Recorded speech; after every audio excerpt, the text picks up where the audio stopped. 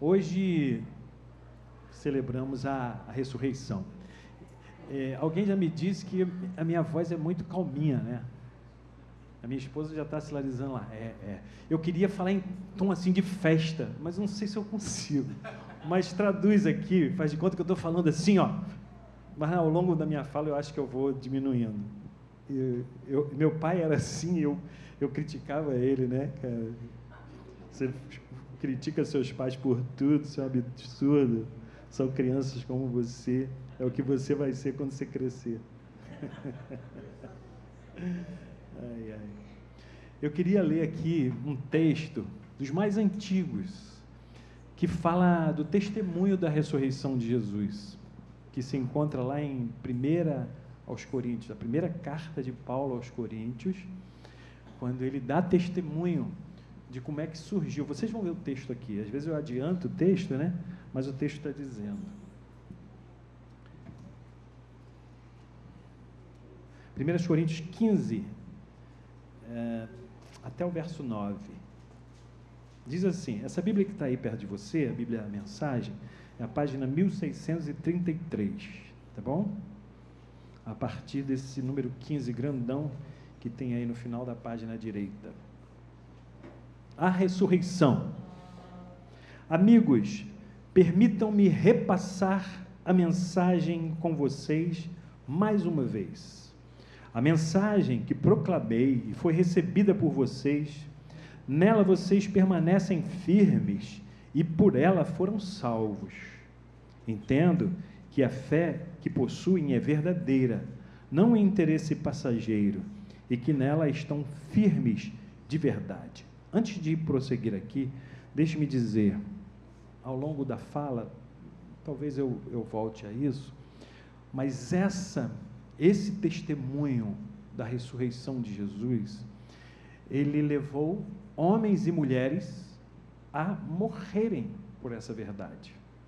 Aliás, esse é um dos argumentos da ressurreição real, visível, da fé evangélica. Mártires, todos os discípulos foram feitos mártires, menos João, que morreu de velhinho lá no exílio, em Pátimos. Todos eles morreram e não negaram essa fé. Alguém pode morrer por uma causa que ache justa, mas eu creio que ninguém morra por uma mentira. E essa era a verdade que os discípulos abrigavam no seu coração. E aí Paulo vai dizer isso à comunidade. A primeira coisa que fiz foi apresentar a vocês, de coração, a mensagem que recebi. O Messias morreu pelos nossos pecados, exatamente como dizem as Escrituras. Foi sepultado e se levantou da morte no terceiro dia. Jesus ressuscitou. Aleluia. Mais uma vez, exatamente como dizem as Escrituras. Falei a vocês que ele apareceu vivo a Pedro, depois aos seus seguidores mais próximos e mais tarde a mais de 500 seguidores ao mesmo tempo. Muitos deles estão por aí, ainda que alguns já tenham morrido.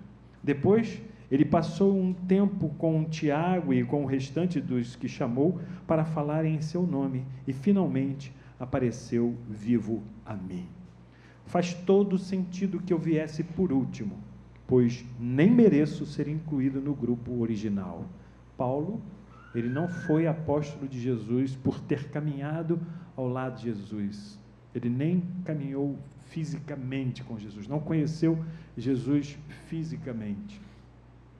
Ele foi chamado posteriormente numa visão que literalmente ele cai do cavalo e nessa visão ele conversa com Jesus. Aliás, Jesus diz para ele: Saulo, Saulo, por que você me persegue?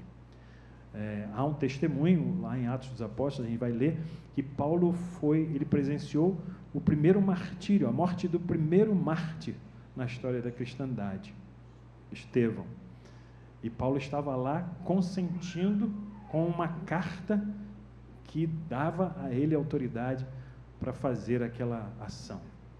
E depois disso ele está dizendo: eu não merecia estar aqui, Eu persegui essa fé, mas faz todo sentido de eu chegar por último e ainda ser incluído como apóstolo. Apóstolo é aquele que caminha com Jesus e recebe de Jesus diretamente a missão. Apesar de Paulo não ter caminhado fisicamente com Jesus, mas ele recebeu por essa voz, tradição cristã e tradição apostólica, ele recebeu do próprio Jesus o chamado. Faz todo sentido que eu viesse por último, pois nem mereço ser incluído no grupo original, como vocês bem sabem, já que passei anos perseguindo a igreja de Deus. Gente, a ressurreição não é uma matéria fácil. Muito se brigou por esse conceito na história. Muito se brigou mesmo. Essa história dividiu e divide até hoje teólogos e linhas teológicas. E, de alguma maneira, alguns defendem com unhas e dentes o fato histórico da ressurreição. E talvez, não sei se esses que brigam, eu não brigo por isso. Aliás, essa é uma característica nossa aqui, né? A gente não briga com a cabeça, a gente se une pelo coração. Mas quem briga, por vezes, não sei se de fato carregam dentro de si o verdadeiro sentido da ressurreição. E essa é uma pergunta para mim, né? Existem algumas versões teológicas contemporâneas sobre a ressurreição. Numa visão mais conservadora, evangélica, ortodoxa, católica, tradicional, a ressurreição ela é literal e corporal. Jesus venceu a morte de forma real, como o relato aqui e amparado nesse texto de Paulo, a gente pode retirar essa afirmação. Seu corpo foi transformado e glorificado. Confirma a sua divindade. Esse é um sentido, é um significado, tá? Para a tradição mais conservadora, mais ortodoxa, e que é a nossa raiz. Ela confirma essa divindade de Cristo. Quem é que podia vencer a morte, senão o próprio Deus? E garante também a esperança de que um dia com Ele vamos ressuscitar. A visão liberal, a ressurreição é um símbolo de esperança, não um evento físico. Jesus ressuscitou na fé dos discípulos, o que importa é a mensagem, não a literalidade. Na visão mítica, mas simbólica, a ressurreição é um mito criado pela comunidade primitiva para dar sentido ao sofrimento e à morte de Jesus.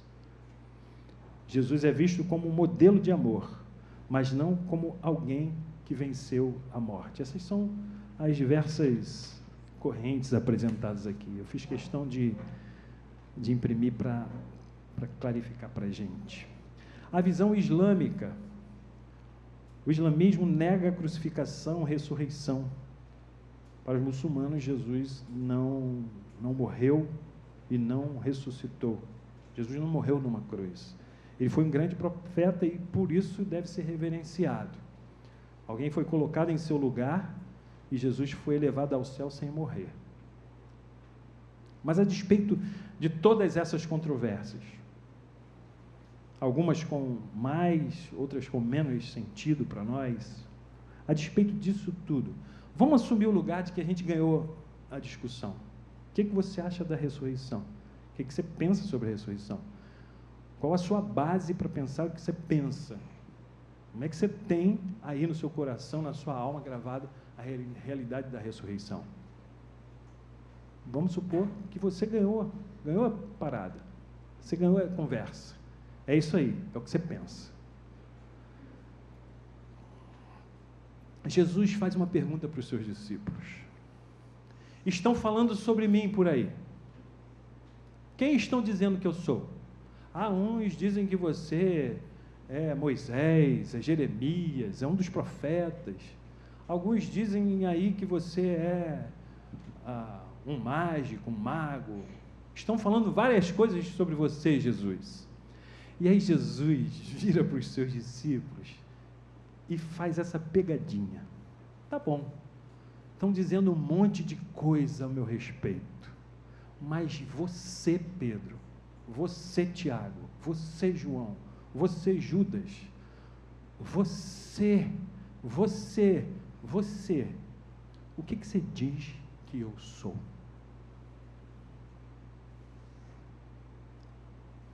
Esse texto está lá em Marcos 8, perdão. Quem você diz que eu sou? A pergunta é a mesma sobre a ressurreição. Estão falando várias coisas sobre a ressurreição. Mas o que você diz sobre a ressurreição? O que ela representa para você? O que é a ressurreição para você? Fica a pergunta. Alguém quer responder? A palavra está dada. Rony. Cadê o Rony? Às vezes a gente fica com vergonha mesmo, né? Pode dizer. Será que algumas vozes? Por favor. Ruth, nossa professora. Eu vou chamando, tá? Se espreme aí que eu vou chamar você, hein? Ó, qualquer um pode ser chamado. Você que está visitando a gente pela primeira vez, se safou porque eu não sei seu nome. Senão eu podia chamar também. Rutinha, o que é a ressurreição para você? Para você.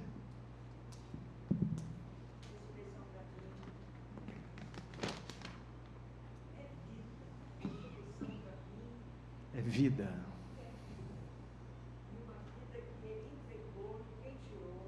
Só um minutinho, Ruth, por favor.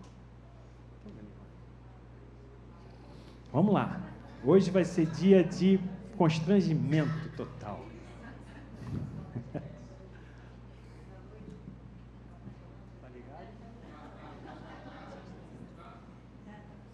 Está funcionando? Tá, agora está. Na noite em que foi traído, Jesus tomou o pão. Não gosto disso. Na noite em que ele se entregou para morrer em meu lugar, para que eu nunca mais morra. E quando ele ressuscitou, eu ressuscitei com ele. Amém. Acabou, podemos dizer amém. Vamos cantar um amém aqui, banda. Vamos lá, quem mais deseja? Vamos lá. Não, o que representa para você? Guilherme, corajoso Guilherme. Bom dia a todos. A ressurreição de Cristo é a esperança renovada. É você ter a certeza que não importa o que vai acontecer daqui para frente. Deus está vivo conosco para sempre. E nós vivemos nele. A partir daí podemos ser reflexo dele. É isso que é a ressurreição. Amém. Pode cantar mais amém aqui, gente. Pode falar aqui, ó. Rony aqui, ó, pediu o microfone. Meu nome é Joel, sou o pai da Cleo, o avô da Manuzinha. Então, eu sou visitante, tá? Estou vindo agora pela segunda vez. No meu entendimento, ressurreição, do pó viemos, ao pó voltaremos. Então, esse é o momento da ressurreição. É a hora que a gente volta à casa do Pai. Aliás, isso também em vida humana, porque eu já estou indo para os meus 72 anos. Por N vezes eu passei pela morte, não física, morte espiritual, por andar em alguns caminhos, não, a gente chama de pecado, né? Enfim. Então é a chamada ressurreição. É sair daquele pó e voltar ao pó, voltar à casa de Deus. Principalmente do ponto de vista espiritual, né? Esse é meu entendimento. Amém, Joel. Mais um amém aqui da banda para terminar. Vamos ficar cantando amém direto. Mais alguém? Aqui, Rony. Ah, está na fila. Tem fila. Fala. Bom André. dia a todos e todas. Se Cristo não ressuscitou, vã a minha fé. Então, para mim, Andréia, é a sustentação da minha fé, a razão pela qual eu estou aqui, a razão pela qual eu cultuo, que eu tenho minhas devocionais, enfim, razão de eu estar nos caminhos que Jesus trilhou e me convidou para caminhar com ele. Se ele não tivesse ressuscitado, não teria menor sentido nada para mim. Amém. Mais um amém. Fernando? Ah, não. Ressurreição, acho que tem... Fala seu nome para nós. Cadu. Cadu, gente. Só vem uma coisa na minha cabeça, é eternidade. Ó. Porque você nasce, né? E quando tem a ressurreição, é uma obra que ela não é incompleta, ela é completa. Então ela está relacionada à eternidade. Amém. Uma última pessoa? Ou nosso teólogo, Sena? Bem, depois da brincadeirinha já começo bem, né? Mas eu acho, e eu quero falar uma coisa que eu acho que eu aprendi aqui com uma certa pessoa que várias vezes já falou isso. Eu acho que a ressurreição é a expressão clara de que nosso Deus é o Deus dos vivos, né? E não o Deus da morte ou dos mortos. Então, para mim, é a certeza de que o nosso Deus é o Deus dos vivos. Gente, eu estou arrependido de ter pedido vocês para falar. Porque vocês disseram tudo. Eu vou só repetir aqui, talvez trazendo algumas frasezinhas. É tudo isso mesmo. Porque a ressurreição só tem sentido se tem sentido para você. Você que não falou, você disse aí. Quem falou trouxe do seu coração. E essa é a beleza do chamado de Jesus aos seus discípulos da sua época e a nós. Ele deixou para nós o sentido de todas as coisas. A sua pregação não foi vã, e a sua ressurreição ressalta isso. Porque se Jesus tivesse passado, se o seu túmulo não estivesse vazio, tudo aquilo que ele pregou poderia ser questionado. Foi mais um embusteiro, um reacionário, porque Jesus foi visto assim. A gente tem essa visão de um Jesus com mantos assim, com aquele echarpe de linho, né? De sandálias, de roupas, de cabelo penteadinho assim. Eu já quis ter um cabelo igual de Jesus, deixar grande. Eu acho que eu nunca conseguiria, porque é tão bonito, mas muito provavelmente não era assim. Jesus era da gente, era da vida. Jesus era comum, e ele foi contado como uma pessoa comum. Alguns o contaram, inclusive, como um malfeitor, um transgressor. Não à toa Jesus é morto na cruz como transgressor, como bandido. E se ele não ressuscitasse, vã seria a nossa fé, porque se a gente não tivesse o conceito da ressurreição em nós, seja lá traspassado por várias correntes que a gente já ouviu falar, não faria sentido nenhum a gente estar aqui. Então, deixa eu repetir o que vocês falaram, tá? Um pouquinho do que vocês falaram. Primeira coisa, que a ressurreição não é apenas um evento físico, histórico, que passou pelo crivo da teologia, da política, da história apenas. Também não é só uma experiência simbólica, mas é uma experiência espiritual, existencial, vivida pelos primeiros discípulos e pode ser vivida por nós. Primeiro, a ressurreição fala da vitória do amor sobre o ódio. Mataram Jesus por ódio. Ele podia ter saído de lá e ter soprado sobre todos um sopro de fogo e matado todo mundo. Mas ele se entregou. Na noite derradeira, Jesus se entregou por nós. E lá, na cruz, olhando para os seus algozes, o que ele diz? Pai, ama-os, tem compaixão, derrama sobre eles misericórdia, graça. Eles são pecadores, é por eles que eu estou aqui. É por eles, é por nós. Perdoa-os, porque eles não sabem o que fazem. A segunda coisa é a continuidade da missão da igreja. Jesus morre, vai para o sepulcro. O que fazem os discípulos? Os responsáveis por levar a mensagem que Jesus pregava. O que fazem os discípulos? Se escondem, foram para debaixo da cama. Quem já se escondeu debaixo da cama? Eu já me escondi. Não queria ir para o dentista. Me escondia debaixo da cama. Ainda bem que minha mãe me achava. Os discípulos foram para debaixo da cama. Eles se esconderam, foram para dentro de uma casa. Ficaram com medo. Foi preciso que Jesus batesse na porta, entrasse. É um dos textos mais difíceis. Depois o Pedro, a Ruth, nossos professores de escola, vão nos dar uma aula sobre isso. Jesus passa, entra no recinto onde estavam ali seus discípulos morrendo de medo. E mais uma vez Jesus faz o quê? Paz, eu estou aqui. E isso dá aos seus discípulos um senso de esperança.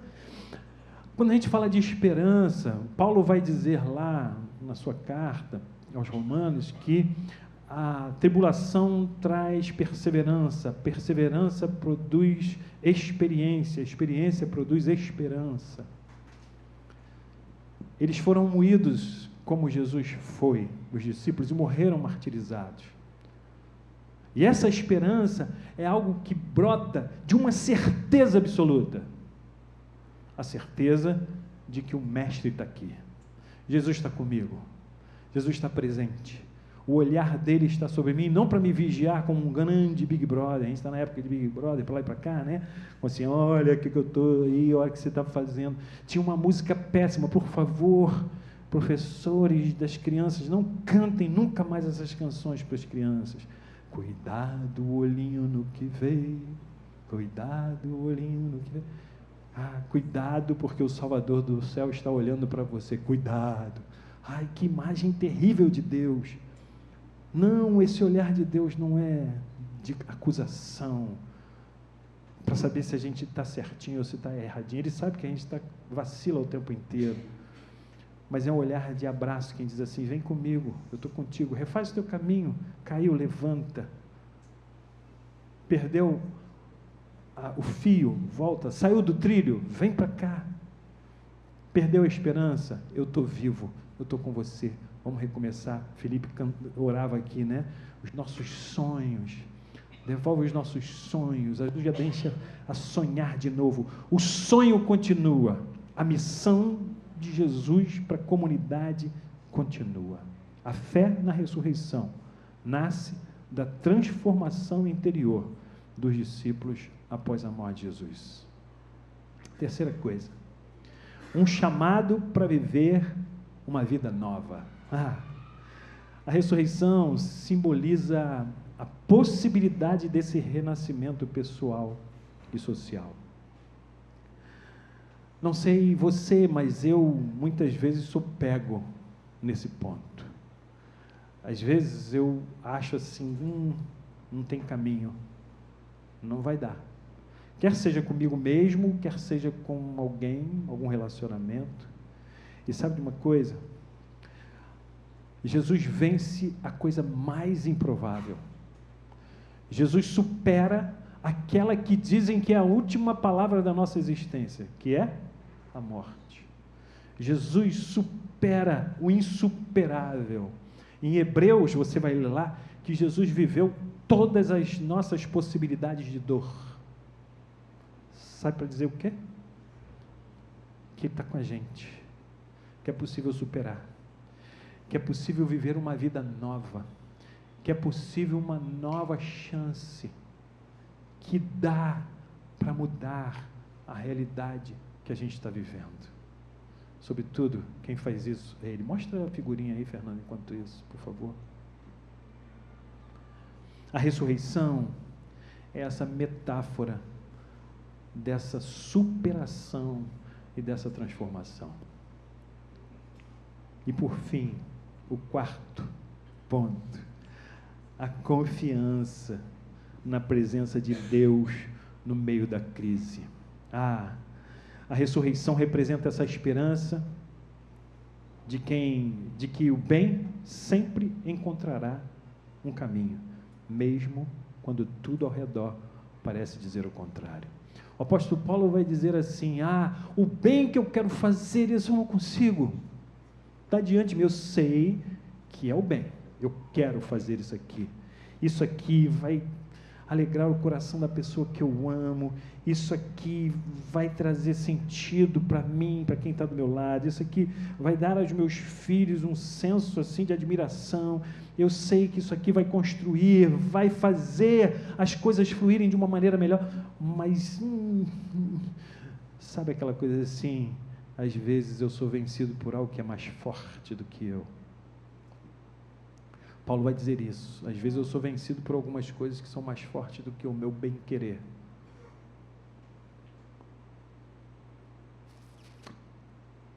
Mas sempre há uma outra vozinha. Quando eu falo isso, tem um diabinho dizendo isso, né? E tem o outro santinho aqui, um anjinho, né? Dizendo outra coisa. Não escuta o diabinho só, não. Eu sei que ele vai falar, mas tem uma outra voz te dizendo: é possível que você abrace o bem, sim. É possível que isso que está diante dos seus olhos, que você quer fazer tanto, que você sabe que é o caminho que você tem que seguir, eu estou aqui contigo para te dar força. A presença de Jesus e a ressurreição marca isso na nossa história. É possível vencer o mal, sim. Mas é preciso que a gente faça uma escolha. A gente tem esse conselho do próprio Paulo. E Jesus deixa isso para os seus discípulos. Não se deixem vencer pelo mal, mas vençam o mal com o bem. Vençam o mal com o bem. Escolham vencer o mal com o bem. Vocês têm isso dentro de vocês. A ressurreição de Jesus marca isso dentro do coração dos seus discípulos. Nós somos carregados de uma imagem. Está impressa em nós a imagem de Deus. Está impressa no nosso coração, no nosso coração, na nossa alma, a semelhança desse Deus que nos faz capazes de superar essa nossa inclinação por vezes para fazer o que é mal e nos apresenta diante dos nossos olhos a possibilidade de fazer o que é bom, o que é do bem. Rubem Alves tem uma figura muito interessante, uma crônica, que ele fala da lagarta, uma parábola. Eu vou ler para vocês, que fala dessa marca que a gente tem dentro do nosso peito, de quem nós somos de verdade. Eu queria ler para vocês aqui, para ilustrar a ressurreição na nossa vida, o que ela pode representar para nós. É uma interpretação resumida, tá? Era uma vez uma lagarta. Ela vivia sob as folhas, em cima das folhas, rastejando lentamente. Tudo que conhecia era um mundo baixo, feito de galhos, sombras e terra. Um dia ouviu falar de um ser chamado borboleta, que voava livre pelo céu, pousava nas flores e via o mundo de cima. A lagarta achou aquilo tudo um absurdo. Como algo que rasteja pode um dia voar? Como abandonar a segurança das folhas e se lançar ao desconhecido, porque alguém disse que ela podia se transformar numa borboleta? Mas algo dentro dela inquietava. Sentia que aquilo era verdade, mesmo sem compreender. Havia um chamado, um impulso para entrar no casulo, mas isso significava morrer para tudo que conhecia. A lagarta tinha medo.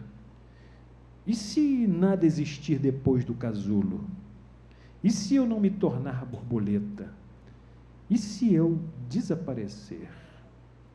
Ainda assim, ela entrou. No escuro do casulo, perdeu a forma, se desfez. morreu como lagarta. E quando tudo parecia perdido, ela nasceu de novo. Agora com asas, com cores, com leveza, e descobriu que o casulo não era o fim, era o início de uma nova e linda vida. A lagarta representa o ser humano diante das mudanças e transformações da vida. O casulo simboliza processos difíceis, períodos de dor, silêncio e dúvida, mas também de crescimento interior. A borboleta é a nova consciência, a liberdade, o florescer do ser. Muitas vezes temos medo de mudar, de crescer, de deixar para trás o que nos é familiar, mesmo que isso nos limite. O que a lagarta chama de fim de mundo, o mestre chama de borboleta. A ressurreição de Jesus fala sobre essa realidade. Tudo parece perdido, tudo parece que acabou. A lagarta morreu, mas dentro dela sempre viveu uma borboleta. Dentro de Jesus sempre viveu o Pai, a eternidade. Dentro de mim e de você vive a mesma eternidade. Jesus ressuscitou para que a gente saiba que Ele está vivo. Que tudo passa nessa vida, mas a vida permanece. Tudo pode morrer, mas nós nunca morreremos, porque para Deus todos vivemos para sempre. Eu já disse isso aqui algumas vezes, cito e deixo-me citar novamente. Questionaram Jesus porque ele falava de Abraão, Isaque e Jacó. E os saduceus, que não criam na ressurreição, questionaram Jesus, disseram assim: mas você está falando de mortos? Isso é uma abominação. E Jesus disse: de mortos? Como assim? Eu estou falando de vivos, porque para Deus todos vivemos para sempre. Jesus ressuscitou e com Ele vivemos para sempre, aqui e agora, nas superações, nos sonhos, no refazer das nossas ações, no perdão que recebemos e concedemos, no movimento da vida, em acreditar que as coisas podem ser diferentes e melhores, e sim, na ressurreição e na vida eterna. Nossos dias são breves aqui, mas um dia encontraremos a eternidade com aqueles que foram antes de nós e com Ele, que diz que com Ele vivemos para sempre. Você pode fechar um pouco os seus olhos? A pergunta que fiz no início foi essa para mim e para você: o que é, no fim das contas, que significa a ressurreição de Jesus para você?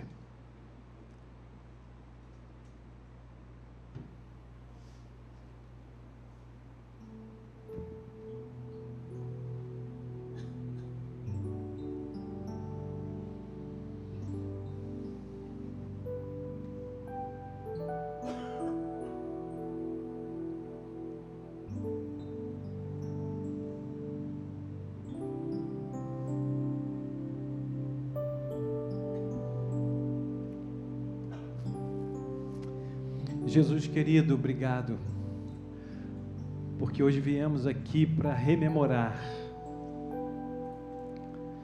e dizer mais uma vez, com toda a nossa força, com a força da nossa alma, que cremos que não caminhamos sozinhos, não estamos sós, o Senhor está vivo com a gente. Obrigado porque o Senhor senta à mesa com a gente aqui hoje para dizer isso, para que a gente saiba disso e para que a gente tenha isso gravado no nosso coração. Obrigado. Bendito seja o teu nome. Bendito seja o Senhor pela tua ressurreição. Louvado seja o teu nome. Aleluia. Amém.